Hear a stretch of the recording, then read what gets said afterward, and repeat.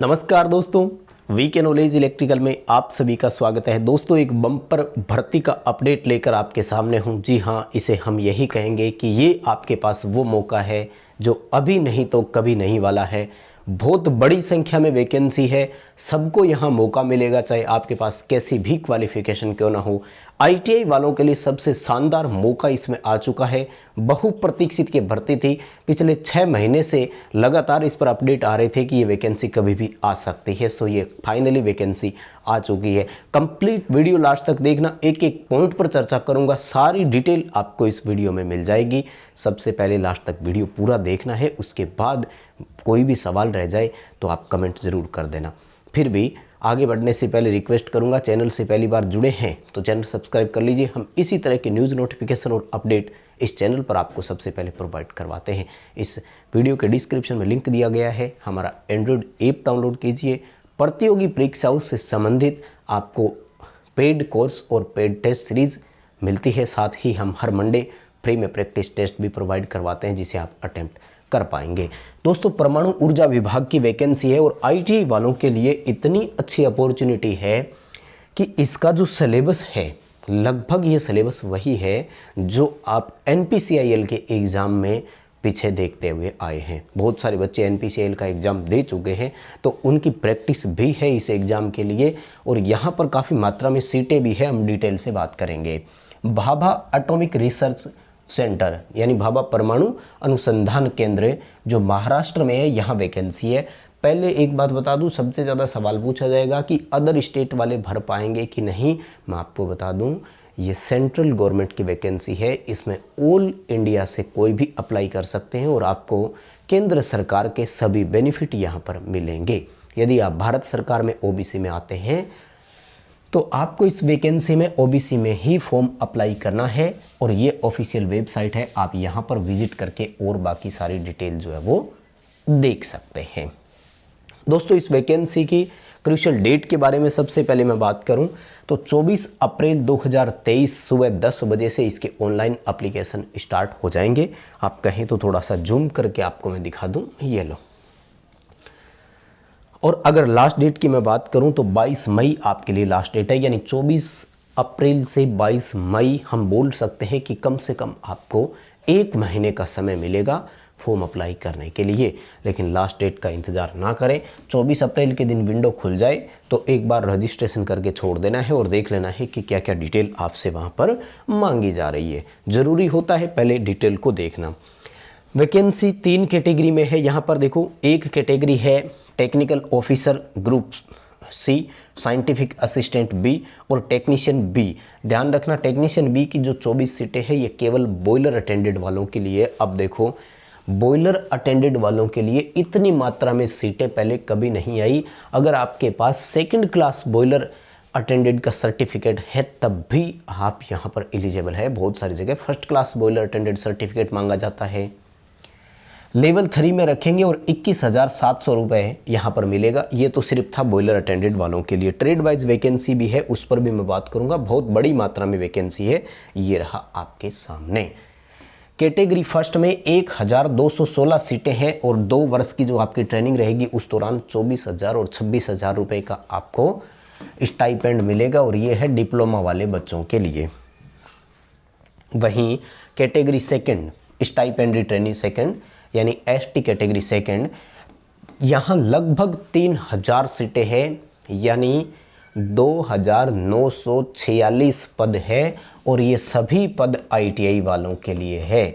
एक बात बता दूं, यहाँ किसी एक ट्रेड के लिए नहीं है, ये ट्रेड वाइज है। तो आगे मैं पूरी डिटेल से बात करूँगा किस ट्रेड के लिए कितनी है।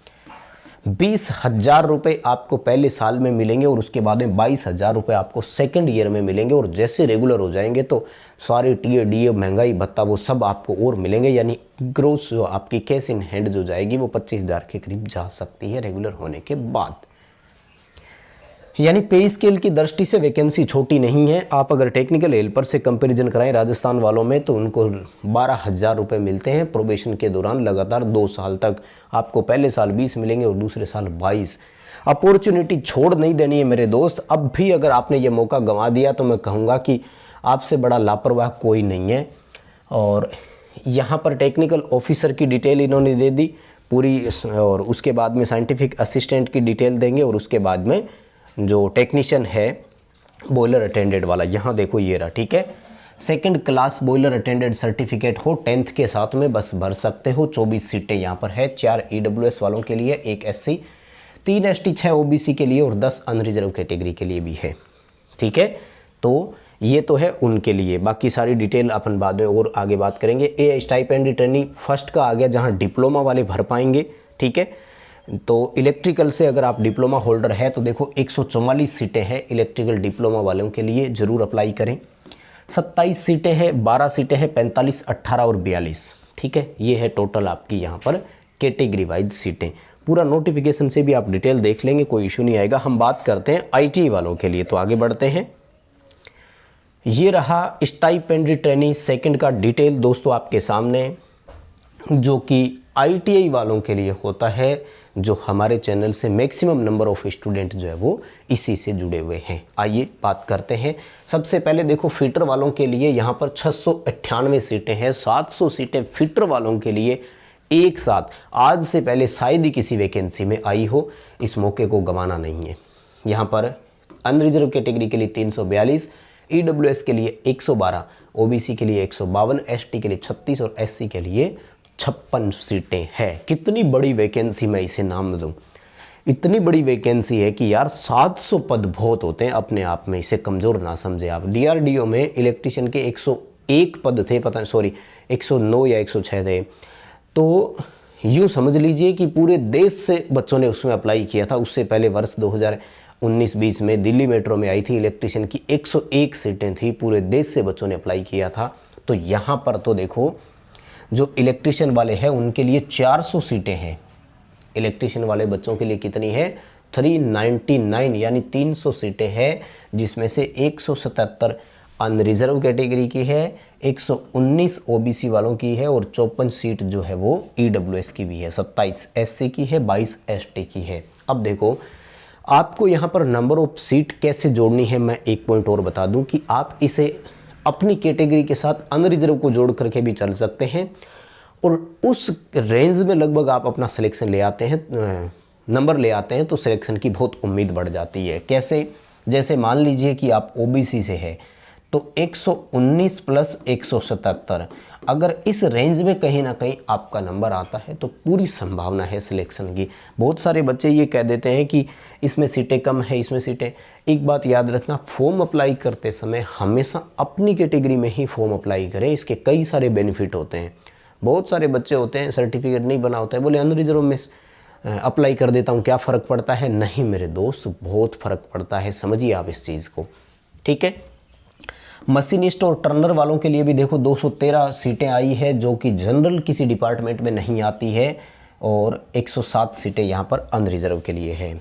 और इलेक्ट्रॉनिक मैकेनिक वालों के लिए भी देखो 226 सीटें आई है, 117, और कैटेगरी वाइज ये सीटें आपके सामने हैं। और उसके बाद में टूल मेंटेनेंस वालों की भी 18 सीटें हैं, और 99 जो है वेल्डर वालों के लिए भी है। क्वालिफिकेशन में कुछ भी एक्स्ट्रा नहीं मांगा, 10 प्लस ITI मांगा गया है, लेकिन साथ ही इन्होंने एक प्रॉब्लम और कर दी कि साइंस और मैथ होनी चाहिए आपकी 10th में। जनरल होती है, मुझे तो नहीं लगता कि ऐसा कोई बोर्ड होगा 10th का जिसमें मैथ साइंस जैसे सब्जेक्ट ना हो। मैथ, साइंस, हिंदी, इंग्लिश और सोशल साइंस, ये 5 सब्जेक्ट तो कॉमन होते हैं। अब थर्ड लैंग्वेज में बच्चे चूज करते हैं, संस्कृत, पंजाबी, उर्दू, सिंधी, जो भी यूज करते हो आप। और लेकिन एक चीज़ इन्होंने लिख दी कि with A minimum 60% marks in aggregate. Aggregate का मतलब समझते हैं, ओवरऑल आपके 10th में 60% नंबर होने चाहिए। मुझे लगता है कि यहाँ कई सारे बच्चे बाहर हो जाएंगे, क्योंकि जिन बच्चों ने बहुत पहले अगर ये 10th की है तो उस समय नंबर अल्लाह ने बहुत मुश्किल थे। आजकल तो खैर 60% नंबर आ जाते हैं। तो ये आपके सामने है, और ट्रेड सर्टिफिकेट आपकी ट्रेड में आपके पास में होना चाहिए, सिंपल सी बात है। अब एज की मैं बात करता हूँ क्योंकि वो ज़्यादा ज़रूरी है, ठीक है। बाकी और भी है, देखो यहाँ डीजल मैकेनिक वालों के लिए भी है, प्लांट ऑपरेटर की देखो यहाँ पर ठीक है। 532 सीटें हैं और 303 जो है वो लेबोरेटरी के लिए भी है।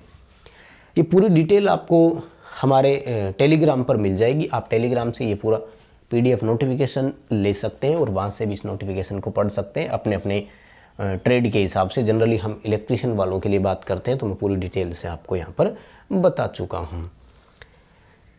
अब बात रह गई एज की, तो एज में भी इन्होंने बहुत सारा, एक तरह से कहूँ तो लफड़ा ही डाल दिया। एज में लफड़ा ये डाल दिया कि इन्होंने 18, ये देखो ये रहा एज का। स्टाइपेंड्री ट्रेनी सेकंड IT वालों के लिए जो थी 18 से 22 वर्ष की एज मांग ली, बिल्कुल ही। ये देखो अब इस रेंज में तो कौन बच्चा मिलेगा बताओ, मुश्किल हो गया काम। और ये अनरिजर्व वालों के लिए भी है और EWS कैटेगरी वाले भी हैं, उनको कहाँ छूट मिलती है। रिजर्व कैटेगरी को छूट है। यदि आप किसी रिजर्व कैटेगरी से बिलोंग करते हैं, जैसे अगर आप OBC से है तो आपको 3 वर्ष की इसमें छूट मिलेगी, और SC ST से है तो आपको 5 वर्ष की छूट मिलेगी। उसके बाद में फिजिकली हैंडीकैप्ड अगर बच्चा कोई है तो उसे अनरिजर्व में 10 साल की, बाकी 13 और 15 साल की मिलेगी। यानी कि इन्होंने एक क्राइटेरिया दिया है कि अगर आप अनरिजर्व कैटेगरी से बिलोंग करते हैं तो आपकी डेट ऑफ बर्थ 23 मई 2001 से लेकर के 22 मई 2005 के बीच में होनी चाहिए। अब मैं आपको क्लैरिफिकेशन दे दूं, यानी अगर आपका डेट ऑफ बर्थ 22 मई 2001 का है तो आप नहीं भर पाएंगे। 21 मई 20 मई है तो नहीं भर पाएंगे, क्योंकि वो बड़ा माना जाता है पहले वाला। और 22 मई का बोलें तो यहाँ आएगा आपका 23 मई, यानी 23 मई 2005 भी अगर आपका डेट ऑफ बर्थ है तब भी आप फॉर्म अप्लाई नहीं कर पाएंगे। समझ गए, क्योंकि आप 18 वर्ष से छोटे हैं। खैर 18 वर्ष से छोटे वाले की तो बात ठीक ठाक थी, कोई बात नहीं। हम नहीं कहते कि 16 वर्ष वाले को नौकरी लगाओ, लेकिन यहाँ थोड़ी सी प्रॉब्लम है। जनरली 18 से 28 वर्ष देनी चाहिए थी, ये बहुत बड़ी मैं इनकी कमी मानूंगा। सहमत तो नहीं है, लेकिन टर्म एंड कंडीशन हमेशा विभागीय लागू होते हैं, हम कर भी क्या सकते हैं। और सिलेक्शन मेथड में देखो, स्टाइपेंड्री ट्रेनी सेकंड के सेम वही तरीका है जो NPCIL का हुआ करता है। 3 तरीके हैं। स्टेज फर्स्ट में प्री टेस्ट होता है जो पूरी तरह से नॉन टेक, स्टेज सेकंड में एडवांस टेस्ट जो सेम डे होते हैं। अभी NPCIL नरोरा का एग्ज़ाम आपने दिया ही था, है ना। और उसके बाद में स्किल टेस्ट होता है जो नेक्स्ट डे मॉर्निंग में होता है। इसका रिजल्ट सेम डे जारी हो जाता है, यानी एक ही दिन प्री टेस्ट होता है और बीच में 1 घंटे का गैप मिलता है। उसके बाद में एडवांस टेस्ट होता है, इसका रिजल्ट उसी दिन शाम को आ जाता है। अगले दिन स्किल टेस्ट होता है। और सिलेबस इन्होंने जारी कर रखा है। मैं बहुत बार डिटेल से सिलेबस डाल भी चुका हूँ, मुझे नहीं लगता कि अभी शायद चर्चा करने की ज़रूरत है क्या। फिर भी आपके सामने है। मैथ के 20 क्वेश्चन आएंगे, साइंस के 20 क्वेश्चन आएंगे और जनरल अवेयरनेस के 10 क्वेश्चन आएंगे, ठीक है। और इसमें 3 नंबर एक सही करने पर मिलेगा और 1 नंबर नेगेटिव मार्किंग भी होती है। 40% लाने होंगे और 30% लाने होते हैं रिजर्व कैटेगरी वालों को, मिनिमम पास मार्क है। एडवांस टेस्ट जो होता है वो पूरी तरह से आपकी ट्रेड से जुड़ा हुआ होता है। 50 क्वेश्चन आते हैं, 3 नंबर का 1 और 1 नंबर की नेगेटिव मार्किंग भी रहती है। और मेरिट लिस्ट इसी सेकंड स्टेज वाले के बेस पे ही तैयार की जाती है। कोई बात नहीं, अभी एक बार उसकी बात कर लेते हैं, फॉर्म फीस की बात कर लेते हैं। तो फीस ज़्यादा नहीं है, 100 रुपये के आसपास फीस है। ये देखो, ये रहा 100 रुपये फीस ली जाएगी ITI वाले बच्चों से, वो भी अनरिजर्व, EWS और OBC कैटेगरी से, ठीक है। SC ST महिला और फिजिकली हैंडीकैप्ड बच्चे जितने भी हैं उन सबको फीस से मुक्त रखा गया है। यानी 100 रुपये की फ़ीस किसको देनी है? अनरिजर्व कैटेगरी वाले को, EWS कैटेगरी वाले को और OBC कैटेगरी वाले को फ़ीस देनी है, बाकी और, ठीक है। और एग्ज़ाम सेंटर कहाँ रहेंगे? तो एग्ज़ाम सेंटर के नाम देखो इन्होंने दे दिया है। लगभग हर स्टेट का अपना अपना है, आप देख सकते हैं। तो राजस्थान का ये देखो कोटा रहा, और जयपुर, जोधपुर भी है, और ठीक है, हर स्टेट का है। तो वो आप फॉर्म अप्लाई करते समय चेक कर पाएंगे। किसी और डिटेल के लिए आप ये पूरा PDF नोटिफिकेशन पढ़ें, ये आपको हमारे टेलीग्राम पर मिल जाएगा। चैनल से पहली बार जुड़े हैं, चैनल सब्सक्राइब कर लीजिए। इसी तरह के अपडेट हम इस चैनल पर प्रोवाइड करवाते हैं। हमारा टेलीग्राम ज्वाइन कर लीजिए, क्योंकि हम अपडेट चैनल पर वीडियो डालने से पहले टेलीग्राम पर दे देते हैं, ठीक, ये वीडियो अपने दोस्तों के साथ ज़रूर पहुँचाइएगा। बहुत धन्यवाद।